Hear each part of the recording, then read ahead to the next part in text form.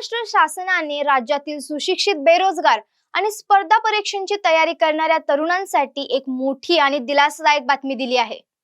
गेल्या अनेक दिवसांपासून प्रलंबित असलेली नोकर भरतीची प्रक्रिया आता लवकरच मार्गी लागणार आहे। राज्यात तब्बल 70,000 सरकारी पदांची मेगा भरती जाहीर करण्यात आली असून यामध्ये नेमक्या कोणत्या विभागात किती जागा आहेत आणि ही प्रक्रिया कधी सुरू होईल याची सविस्तर माहिती पाहूया। नमस्कार, मी स्वराली बिडवे आणि तुम्ही पाहताय टॉप न्यूज मराठी। सर्वात महत्त्वाचा निर्णय म्हणजे शिक्षण क्षेत्रातील रिक्त पदांचा।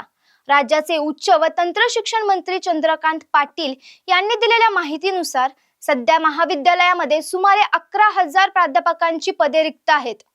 यापैकी पहिल्या टप्प्यात 5,500 प्राध्यापक पदांच्या भरतीला सरकारने मंजुरी दिली आहे। केवळ महाविद्यालयच नाही तर विद्यापीठांच्या मुख्य कॅम्पसमध्ये रखडलेली 700 पदे देखील भरली जाणार आहेत।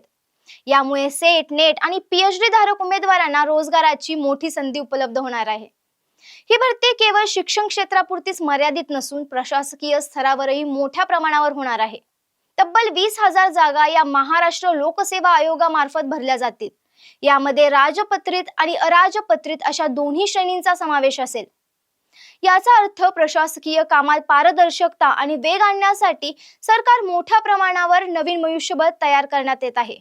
यामध्ये गृह, महसूल, आरोग्य आणि जिल्हा परिषद यांसारख्या महत्त्वाच्या विभागांमधील रिक्त जागांचा समावेश असेल। तुमच्या मनात प्रश्न असेल की या जाहिराती कधी येणार? तर सध्या असलेल्या आचारसंहितेमुळे अनेक प्रक्रिया लांबल्या आहेत। मात्र सरकारने स्पष्ट केले आहे की आचारसंहिता संपताच ही प्रक्रिया युद्ध पातळीवर सुरू होईल। येत्या काही आठवड्यात विविध विभागांच्या अधिकृत जाहिराती देखील प्रसिद्ध होतील। तुर्तास इथेच थांबूयात।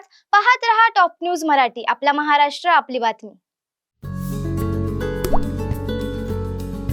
आता जोकासू एसटीपी या अत्याधुनिक जॅपनीज तंत्रज्ञानाने सुसज्ज, quick installation, energy efficient, noiseless blowers, low maintenance या आणि अशा वैशिष्ट्यांनी परिपूर्ण जोकासू एसटीपी तंत्रज्ञान प्रकल्प उभारणीपासून ते विक्री पश्चात समाधानकारक सेवा देणारी, भारताबरोबरच परदेशात देखील प्रकल्पांची यशस्वी उभारणी करणारी company Deccan water treatment private limited.